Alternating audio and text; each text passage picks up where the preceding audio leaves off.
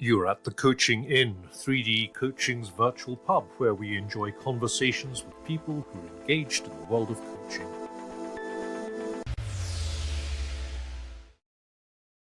Welcome to this week's edition of the Coaching In. A first for us. We have a live audience. So welcome to everyone in our live audience. We hope that you'll be able to interact with us and ask questions as we go through the podcast. And lovely listeners, remember to subscribe or follow if you want to get the next episode of the Coaching In as it drops. Today, our subject is coaching and neurodiversity, and I'm absolutely delighted to welcome my friends, collaborators, co-conspirators in an upcoming book about coaching and neurodiversity. And we have Nathan Whitbread and Kim Witten.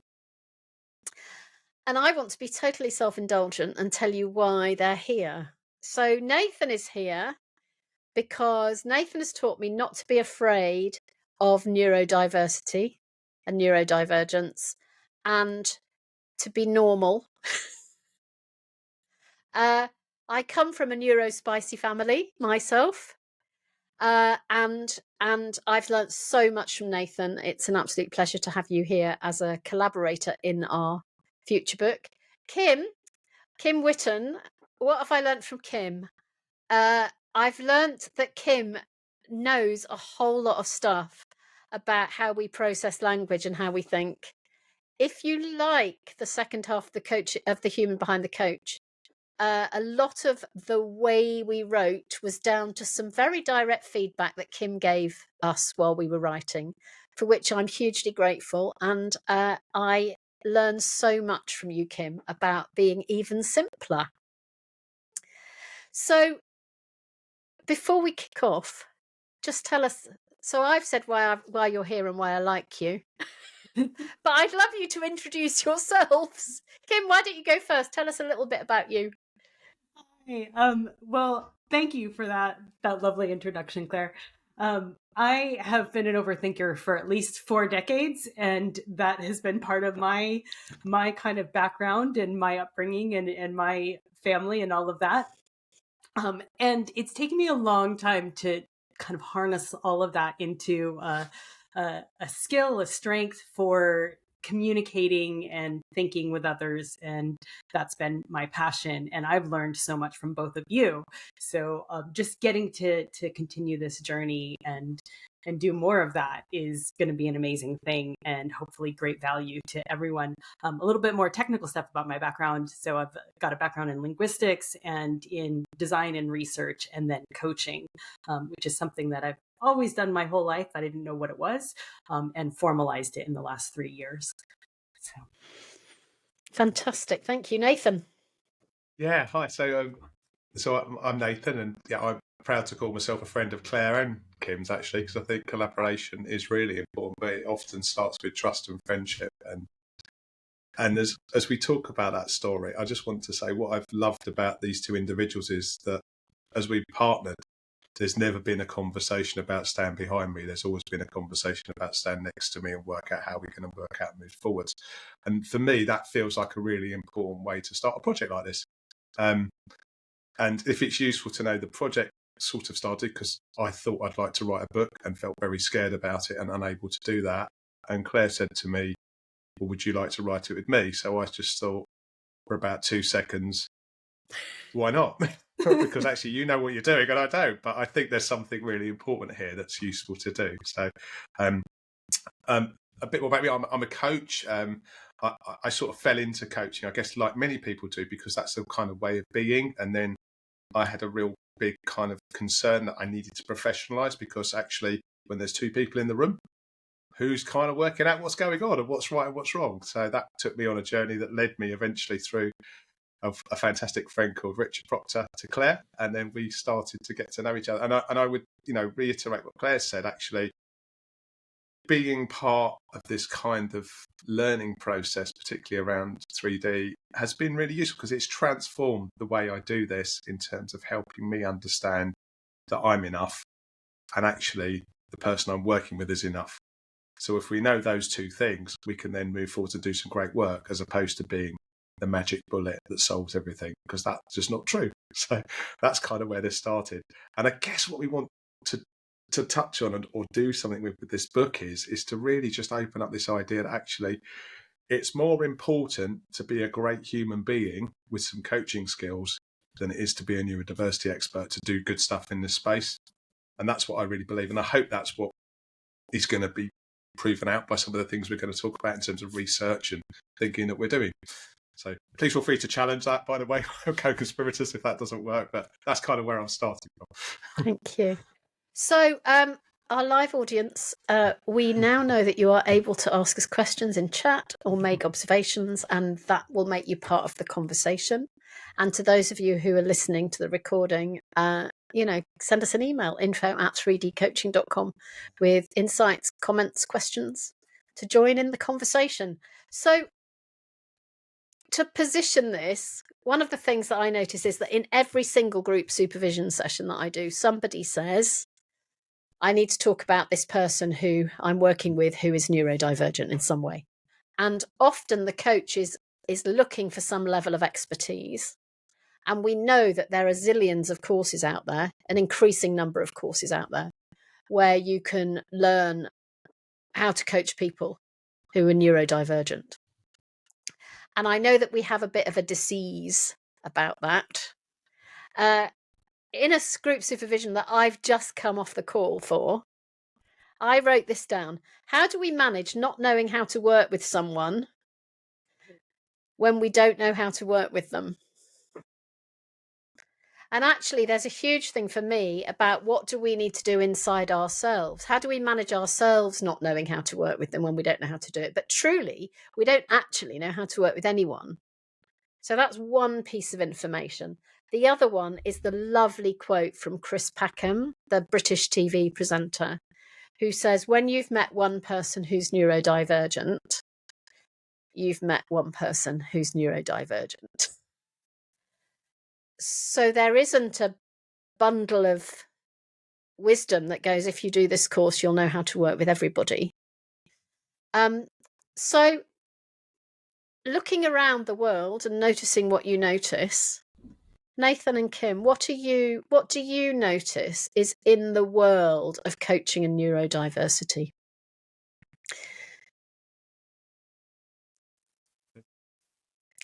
Go on, say more. Complexity. Well, I think there's complexity, and it's funny because I was chatting to someone earlier today and we were talking about this, because quite often what happens is we work out how to do something, and then we want to then design a lovely method, some building blocks that's apparently repeatable, but then we forget how we got, actually the way we got to that bit was through partnership and working it out, but we somehow think this one-off partnership is somehow repeatable. And what made me think about that as well is I was listening to a Spotify playlist the other day called One Hit Wonders.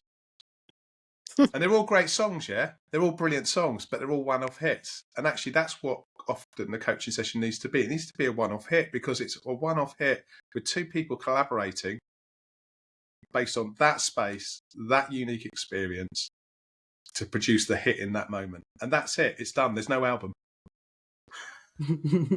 That was quite profound for me, but I don't know if that really answers but I think there's a lot of this idea that this is kind of replicable, but actually it's not, because it's about human beings. And there's also this idea as well that we're somehow coming to, I mean, so a lot of the work I do is around individuals who've maybe been prescribed coaching to help them sort out or manage or stuff around this space. But often, as we know in coaching, the question is never the question, and the problem is never the problem, because there's always something underneath generally that's going on. So we start off with a conversation about ADHD, for example, but the real thing might be something to do with relationships. It might be to do with, earlier this week I was working with someone who was basically talking about marriage breakdown, and that came up as part of the coaching space. And it's like, well, how do we hold that in the right space? But that's nothing to do with neurodiversity. Yeah, we're looking through the lens of neurodiversity as we talk about it, but that's about a human working with another human to work out what they're going to do next. Yeah. Kim, what do you notice in your space? Yeah, I think something that comes up a lot is uncertainty, is people thinking that they have to do something different. And I've seen this in myself when I've encountered this and trying to work with people, and when we're unsure, that's okay. We can embrace that. But also, we already know what to do, which is to ask, what would be helpful, what would be useful. And we don't necessarily need to go out and be an expert in this, or, that might help. That might bring some confidence. But I think the real confidence comes from relying on what you already know and applying the skills that you already have, and knowing that that's okay to not know as well. And I've experienced that, and then I've seen that, and yeah, I've been on many sides of that. Yeah. We'll see what questions the audience have in a minute, but Kim, can you just talk to us about what makes it important to be simple in the way that we ask questions? Tell us about parsing. Yeah. So, we want to have a good thinking conversation with somebody where they're gaining new insights about their stuff, right? That's one of the big goals there. But when we ask complicated questions, we're making somebody think, and we're making them think hard, potentially about the wrong things. We're maybe shifting the focus unintentionally, with the best intentions. We're shifting the focus to making them think about the question that we're asking, trying to understand and break down and parse the question into parts. And when you're in that mode, then you start doing things that are like, well, what's the answer they want to hear? What's the correct thing to say in this, rather than keeping the focus on the topic or the question at hand.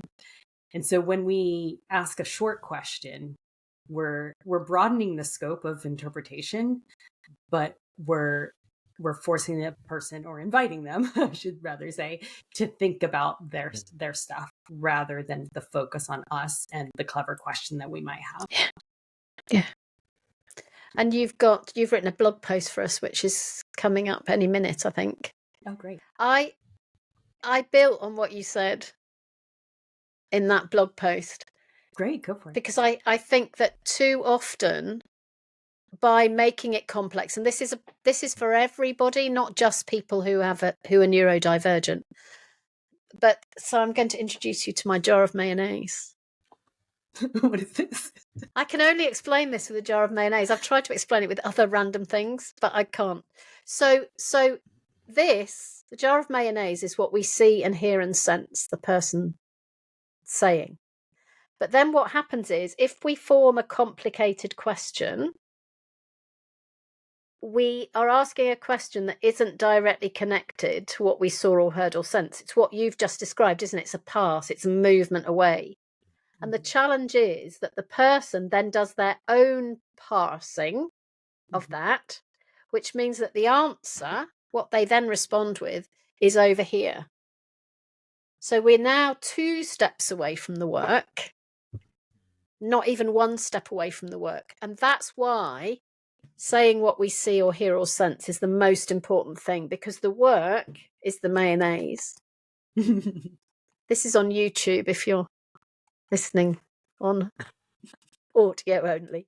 The work is the mayonnaise, and as soon as we start taking a journey away from it, we actually get further and further away. Thank you for the inspiration, Kim Witten. I just think and one day I'll learn to explain that without the mayonnaise, but for now I need the mayonnaise to help me. Go on, Nathan. No, just thinking about it, Kim. It's kind of like it's the overcomplication, and there's also a bit of diagnosing there, isn't there? Sometimes, because we're trying to work hard in question formation. Around that question bit, though, I would say I have noticed that sometimes people who have neurodivergent traits struggle with certain types of questions more, and particularly if they're not clear and if they're too open. And I think there's something around there, again, in the moment, of making sure our questions are offers and not destinations, i.e., because I know we've all been through those, like filling in the form to get your car re-registered or something like that, or tax return. There's questions there you have to answer or else. But actually, that's not what we're doing in this space. we're actually making offers. And if the offer is not okay, we need to bring it back into the middle and say, well, what do we need to do to make this offer okay so it supports you to move forward with your thinking? Yeah. So we have our first question. So this is a question from Vivian. I'd be interested to know how we measure progress and success, considering people's unique perspectives and experiences. I know what Nathan's going to say. Gosh, I feel so much pressure now. Maybe. Go on. Well, I would say the most important thing is movement. Oh. Was that what you thought I was going to say? No. Okay. I thought you were going to say ask them. Well, ask them as well, but I was going to say, but movement's the key thing, because actually we get really hung up, don't we, about the amount of movement, especially when we talk about value in coaching. There's a huge amount of ideas around what should be happening as opposed to what needs to happen for the individual in that space. But yeah, I mean, obviously the only real test is to ask them, because we don't know how any of this stuff lands. And I just love that idea about, particularly as coaches, I think if you've done this for a while, we've all experienced sessions where we thought it was the worst thing in the world, where we thought we'd absolutely failed ourselves and the person we're working with. And they go, well, that was the most insightful conversation we've ever had. So it comes back to the whole thing. Well, it's not about us, is it? It's about them. Yeah. So you've just opened that question up, haven't you, Nathan? Because you've opened it up to, how do I measure progress and success for me in my professional learning of working in this space? And then there's also, how do we enable the person who we're coaching to measure their progress and success? And help them to feel comfortable about it as well. Because especially if someone's coming into this space because they feel either they've been sent or indirectly sent for various reasons, and there's lots of correlations to that. How do we kind of do stuff that starts with, you're enough, you're okay. Now, what do we need to do to support you to move forward with the thing that you're bringing? Yeah. Kim, anything to add or to build on that? Yeah, I think I would add to that. I like this idea of movement, and there's lots of interpretations on that too. And I think another measure is feeling. Like the feeling is the measure. It's how does this feel? Does this feel like growth? Does this feel like progress? And oftentimes we take our feelings and our sensations and we might use them as judgment. But if we step back a little and get a little bit curious, we can see that as information, that it's telling us something. It's telling us if something's right, or if we're in a danger spot, or, those different things. And then the other piece I would add to that, maybe even before, well, I don't know if there's an ordering to this, but is defining what success means.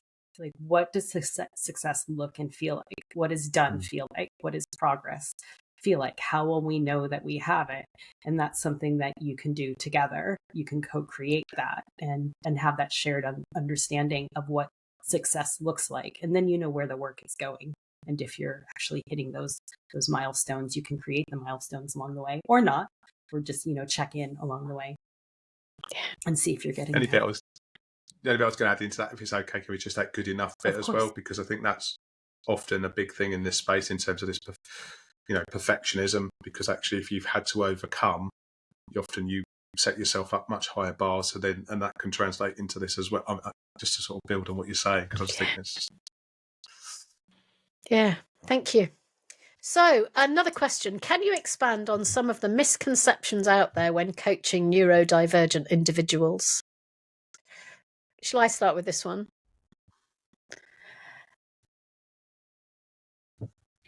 We're coaching adults. Well, even if you're coaching young people, they've lived their life for their whole life. So I think one of the misconceptions is that they don't know how to do this. They do, and they might have come for coaching because they want support in thinking some stuff through, or learning to think about stuff through in a different way. But actually, the people that we're talking to, that we're with, are experts in their own, how they do what they do. So I think the biggest, for me, the biggest misconception that I've noticed so far, and I reserve the right to notice others on the way, is that I need to know how to work with you, and I need to know all about what this neurodivergence that you describe or don't describe,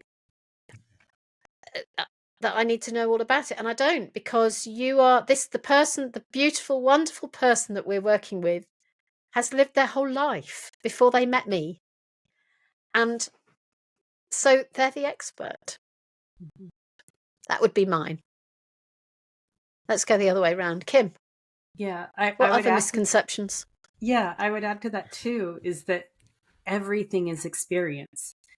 You know, whether you've had a diagnosis or they've had a diagnosis, then they've lived their life as a person who has experienced things this way or another. It's all valuable. It's all experience. And you don't have to know about that. You don't have to be knowledgeable in it, or even be aware that you or they have that experience. Like, you can go into it and use the tools that you have and simply have a conversation and work with where you are and move forward together with where you are. You don't have to necessarily do something, so wildly different or be so knowledgeable about it. Sometimes the best conversations or coaching sessions happen when you don't fully know what is going on or what it's about, or you don't have all the skills or expertise or knowledge, because it forces you to listen differently. You pay more attention and you're kind of listening for what's underneath, or you're abstracting things, or you're noticing things that you wouldn't otherwise notice if you were just enmeshed with, like, oh, this is labeling and naming things. This is an example of that, where you're just really in tune with them and listening intently instead. Thank you. Nathan? I think there's just something I struggle with the labels piece, because I think, picking up on your lovely tin of mayonnaise, that's what labels are for, because you need to know the ingredients. Though someone did say to me that it is quite useful to know the ingredients. But I think when someone describes conditions or whatever, and I have to say I've worked with stuff that I've never heard of, honestly never heard of, and that's okay, because I think the useful question then is, well, what does that mean for this conversation? Yeah. And it might be, I just need to tell you. And we go, great, let's get on with it. Or it might be there's something different. But if we start with that, then it comes back to that asking partnering bit, doesn't it? So, because if we know what that means for us now, then we can do something with it. Because I think there's a huge issue with partial understanding and perception and even lived experience. So I've got dyslexic diagnosis, I've got ADHD traits, I've got autistic traits. That's what I understand it to be. But I can bet my bottom dollar that some of the particularly people that are different to me, their experience and what that looks like for them is completely different. Completely different. Because that's only ever part of who I am. I'm still a male. I'm still white. I still live somewhere in the middle of England. I still do all the weird stuff that I do, but that makes up who I am. So that's only ever part. And it's that. And I think I talked about before, it's a lens to look through, not a label to be worn. And I get the fact, diagnosis is useful, especially if it gives you access to drugs or therapy or something that you wouldn't have access to. But it's only ever part of who you are. It's not all of who you are, and it will never be all of who you are. And I'd encourage you to think about that. Yeah. There are so many questions here. So here's one. How do we bring neurodivergent thinkers back to the work when they are keen to go off track? Do you know, that was a question that came up in a supervision earlier this week. And one of the people in the room has an autistic diagnosis. And she said, so someone else brought the question, and she said, if I'm being random, please don't be random too. Because I need you to hold the center while I'm being random, and being random will be useful, but it won't be it won't be useful if you're also all over the place. So I think there's something about letting people go where they need to go and then checking in with them You know, do you want to keep being random, or do you want us to centre? And if you want us to centre, what are we going to centre on? I love that example because the person was basically conveying how they need you to hold the space. Yeah. Yeah. Yeah. Partnership and team. Yeah. And that's one of the things I think that's really critical, is that we often look at human beings. I like to think of it as the John Wayne style of life, you know, this man with the Stetson who basically solves everything on his own. And that's the kind of narrative that we have in many spaces, you know. Mm-hmm. There's no one talks about the team behind. But actually, you know, in order to support individuals to amplify their strengths and manage the things they find difficult, the right team with the right kind of checks and balances and making sure that we're in good spaces can be invaluable in terms of keeping us on course. And also thinking, I mean, just picking up on that particular question about focusing on stuff, even things like, well, how do we support individuals to work out how to reset well? Because with the best will in the world, the very thing that is useful in one space can be not useful in another. So we don't want to stop it because it's useful, but we need to know how to do something with it when it's not appropriate. Thank you. So I'm going to bring these two questions together. If that's a linguistic mess, Kim, untangle them with me. I'm sure it'll be fine. Go for it. Do you know, you're always on my shoulder going, make it more simple, make it... I know I'm on people's shoulders going, make it more simple, make it more simple. Well, you need to know, listeners, that Kim is on my shoulder going, it's not simple enough, make it more simple.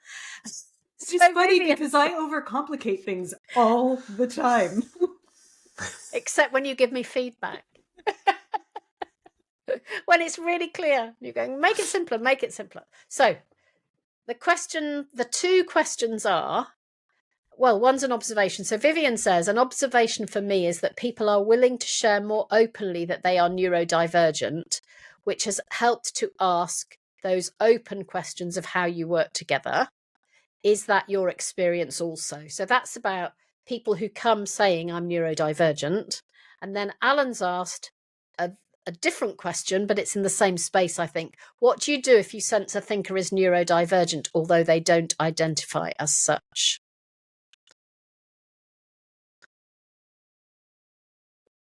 I'm going to start with Alan's, with a story. I worked with somebody for 2 years and wondered, and it cost me a lot of money in supervision. And it was absolutely right not to say anything, because it and I can only say it was absolutely right not to say anything that's a gut feel. That person subsequently had a diagnosis.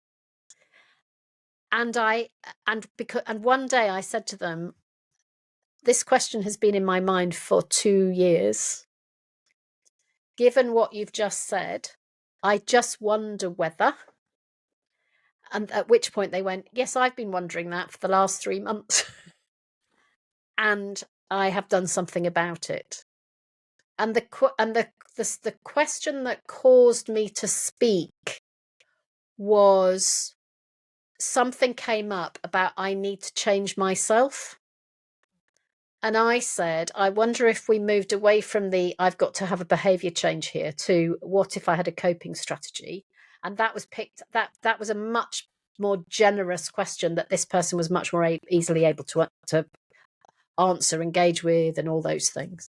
And that's what made me ask the question. But I had been silent for 2 years, because I think there's a real issue for us. We are not experts, and we are not in the business of diagnosing. Mm-hmm. So it's not for me to go. And yet, there's what we see and hear and sense. So it's a really delicate, fine line. Kim, Nathan, how do you respond to, are people disclose, what's the difference if they disclose that they are, versus if you wonder whether they might be? I'm curious where that comes from. Like in myself when I notice it as well. Like, why does this matter? Why does this matter to me that am I going to do something with this information? Am I going to treat them differently? And where is this coming from? I think is my starting point. Yeah. I don't know beyond that. I think there's sometimes something about tribe if you're in the space, because actually we all want people like us. I think that's quite a human-y thing. So I think being really, especially as a coach, being really conscious of that is really, really important. Personally, I really like the language of traits, because actually so if it's useful, my understanding of diagnostic, and I'm happy to be blown out the water, this is what you said, is if you've ever been to Tesco's and you've had those little charity voting tubes, where you get the blue tokens and you stick them in. So neurodiversity is a bit like all these tubes with lots of different conditions, and you can get different numbers of tokens to different ones. And you've kind of got this magical line across. And if you get to the line, you get a diagnosis because you've got enough of this stuff to make you get the label, which is what we all want. But you may have lots of tubes filled up all over the place and never get anywhere near the line. But that whole stuff is going to impact you in all sorts of ways in your life. Probably in ways you never even thought about, and certainly ways that my wife continues to explain to me, which I think is wonderful. But someone who's kind of partnering and trying to notice and work it out with you at the same time. So, yeah, I think it's useful sometimes to notice, but not to diagnose, and to wonder, because wondering is a great thing. Yeah. I wonder why that's tricky. I wonder why you've talked about that quite a bit. Mm-hmm. And then if the conversation goes on, we can obviously signpost if that's useful, but only if that's driven by them. Because, like you said, that person has existed before they came anywhere near us. And if they live anywhere in a connected world, they're going to be acutely aware of all this stuff anyway, because actually it's out there. It's big. And sometimes we just need a space. I think there's a real importance, and especially in the coaching space, we're working with the person who has come, regardless of what they are and who they are, and to do the work. And like you said, Kim, we don't need data that's not useful. What we need to know is what's going to support us to have the best conversation possible so they can move forwards. Period. Yeah.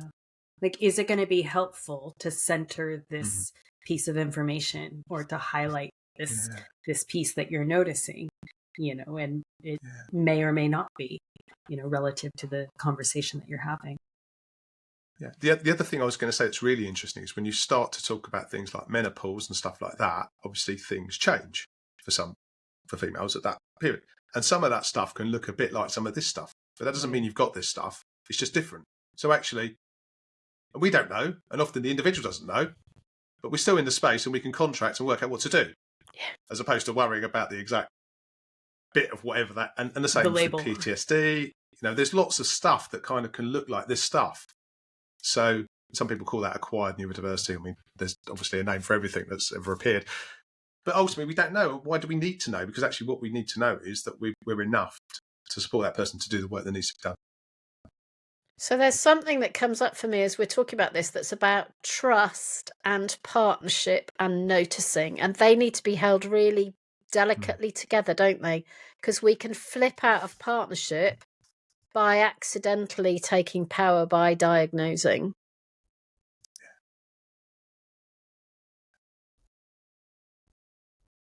Last summer, having taken to supervision for 2 years, what is it about the way that I work that means that I work with so many neurodivergent coaches? I said to my daughter, who's autistic,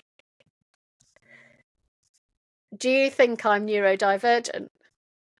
And she said, "What do you think?" But she didn't say yes. But she said, let me go away and think about it. And she came back the next time we were together for a weekend. She came back and she said, "I've been thinking about what you said. How many coping strategies do you have to get through a day?" And I said, 50, 100. Doesn't everybody? And she went, "No."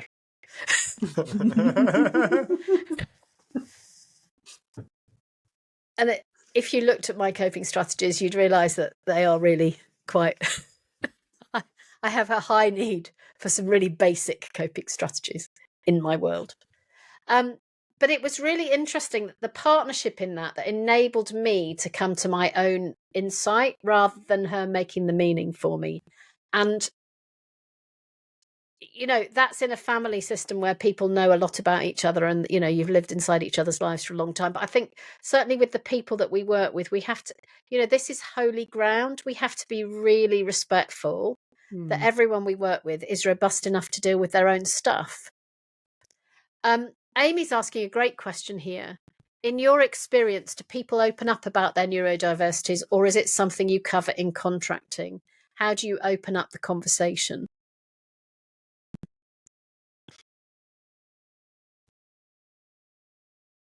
Who wants to go first? I just feel like we're at the top of the roller coaster. Who's going to jump first? Come on, who's going to jump? I will. Everyone's different, right? Everyone's different. I notice that some people come, say, and that's the first thing they want to say. I find some people come and they know, but they don't choose to disclose. I find that some people, yeah, but everybody's different. Everybody's different. But I never would talk about it. But I also notice that I am out about it being in my world, which I think enables people to talk about it if they want to talk about it. So I've written stuff, we've got podcasts about it. I have been heard to be okay about it being in the space. And I think that's enough. Because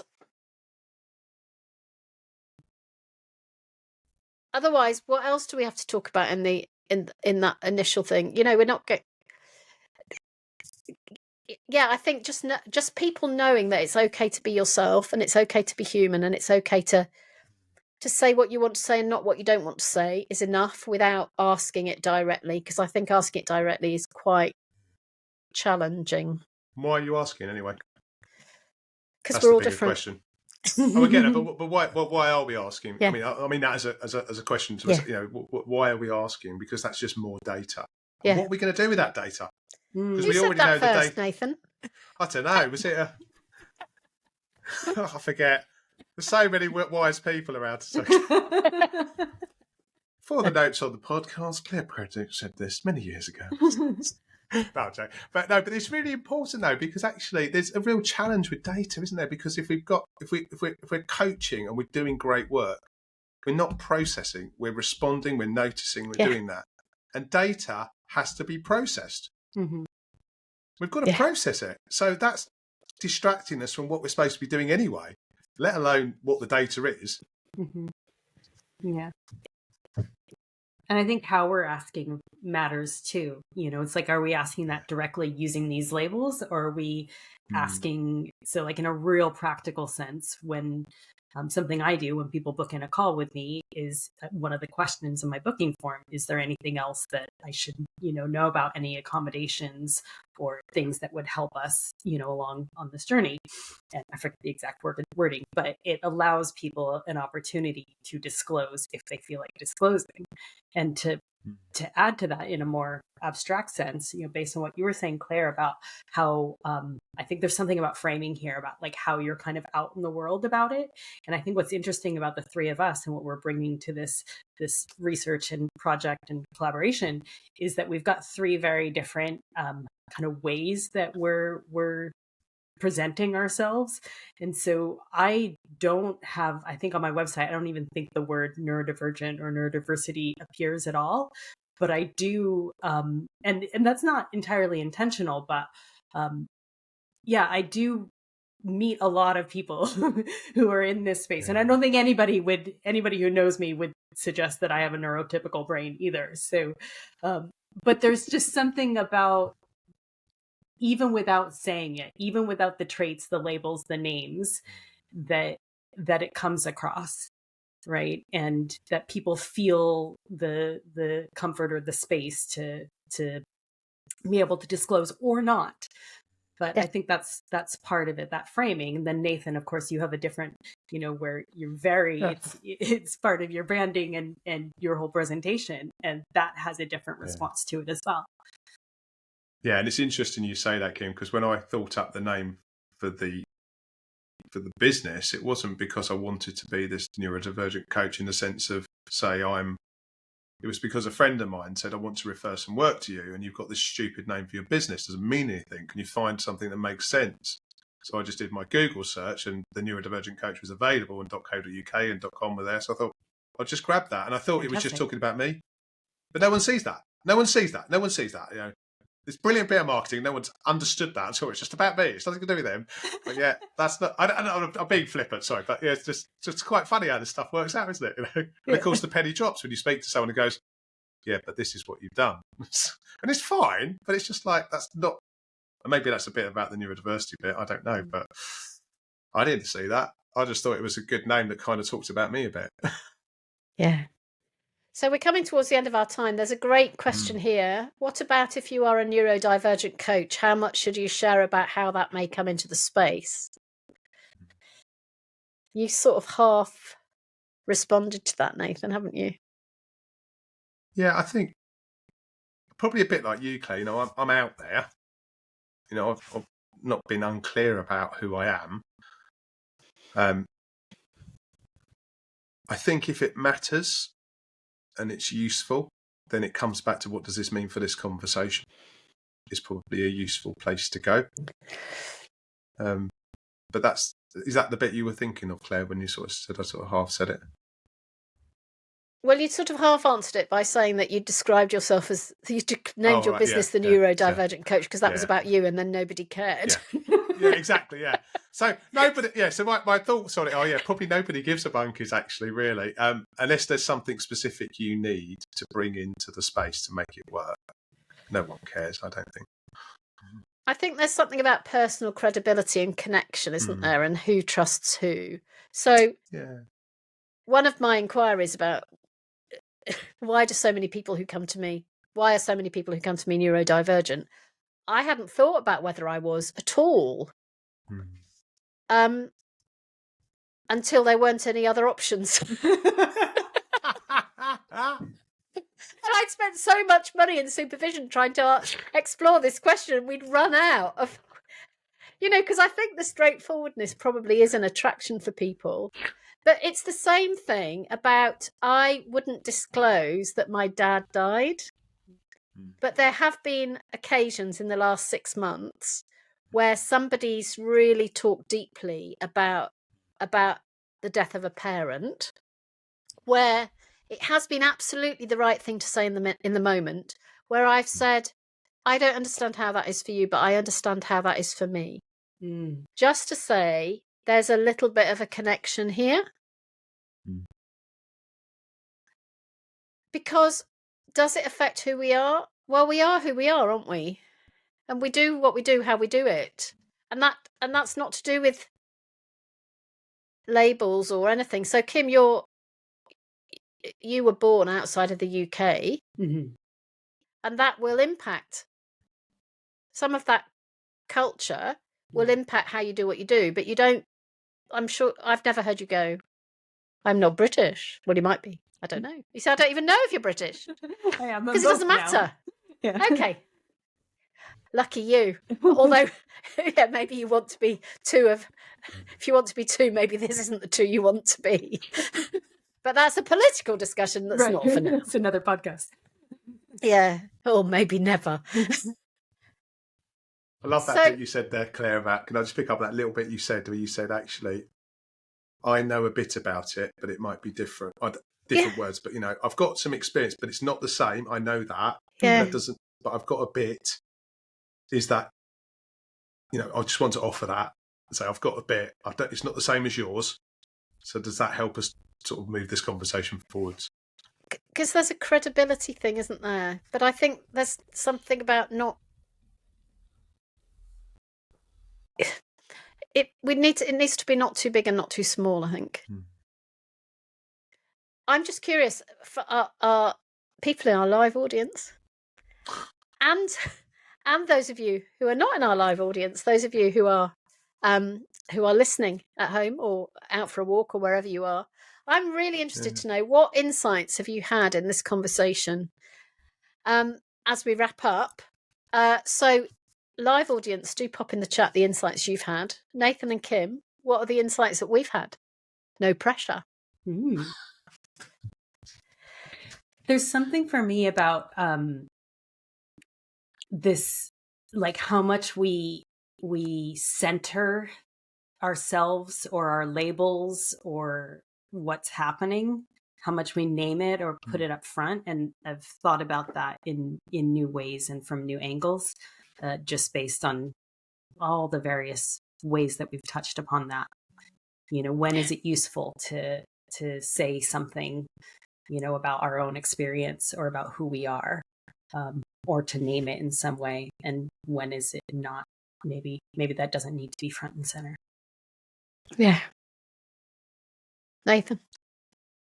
I think the insight's just that, again, just that idea actually we're dealing with individuals. We're working with individual, unique, wonderfully made human beings, and that's going to be a huge difference. So it's just, for me, it's, you know, the insight is that a challenge to say, well, actually, if that is true, what do I need to do to best serve that in the work that I'm doing? Yeah.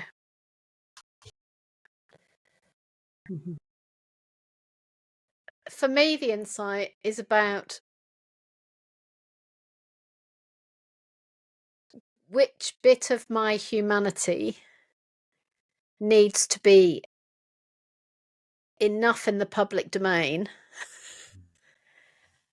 that it creates a sense of connection with people, because people work with people, and I'm just my insight is, do I need to look around my life and notice if is there anything else that needs to be open? Some nice, lovely stuff in the chat. Somebody's currently being diagnosed or not. I love that. And interested in becoming a coach. The insight has been that there are different approaches to coaching as and with neurodivergent people. The sentence, I have experience, but it might be different, is gold. So I think what I want to say to you is, you don't need to train to be a neurodivergent coach to be being a great coach. You're a coach who is or might be or might not be neurodivergent, and you'll be working with people who aren't, might be or might not be. Someone else, the insight, it's validated my thinking and leaves me with a sense of confidence in myself that I'm enough to work with any individual who comes my way. Oh, that's so beautiful. I think that is so motivating for us as we go off and do our writing in our cupboards. Someone else, don't be random and make it simple. Love that. I think that the idea of being enough is key. Instead of giving ourselves a hard time that we are not expert enough, just being present to them better is what this is all about. Lovely. Interesting discussion. Thank you. I think Nathan's insights into his dyslexia, autism, ADHD is only part of who you are, not all of who you are. It is one human to another with all their and my life experience. Nice. As a new coach in training, to be assured that our clients, you've just pressed the people we work with, the people.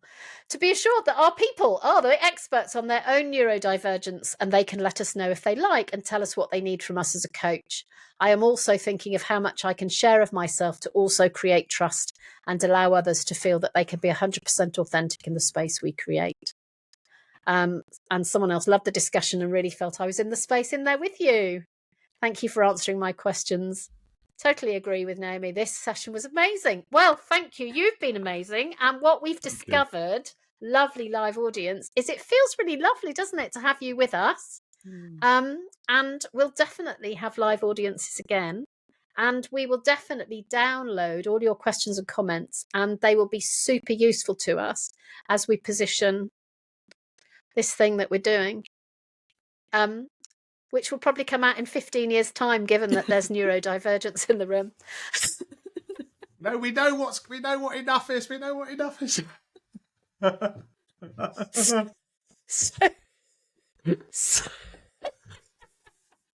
So everybody, thank you for coming to the Coaching In. there'll be contact details in the show notes. And the most functional of the three of us has set up a web page where you can go.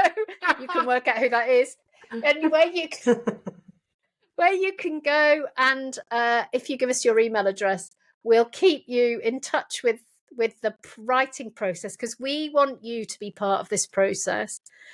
Because we want to produce something that's relevant and useful and all the above. Exactly. So thank you, Kim. This. Thank you, Nathan. Thank you, everybody in the live audience. Everybody at home, thank you for listening. We hope you laughed as much as we did, because if you didn't, you probably already switched off. If you want to be part of the journey and know what's going on and throw in questions and observations, do sign up for the what's it called? Mailing list thing in the show notes. Thank you everyone for coming for the Coaching In. Enjoy the rest of your day. Don't forget to subscribe or follow if you want to get the next episode as it drops. And there will be absolutely, undoubtedly future episodes around neurodiversity. Thank you all. Bye-bye. Bye. If you've enjoyed what you've heard today, we'd love you to share the podcast with a friend or leave a comment on social media. And if you'd like to become a regular at the Coaching In, you can subscribe on Podbean and all major podcast channels. We look forward to welcoming you next time. You've been listening to The Coaching In, 3D Coaching's virtual pub. For more information, check out 3dcoaching.com.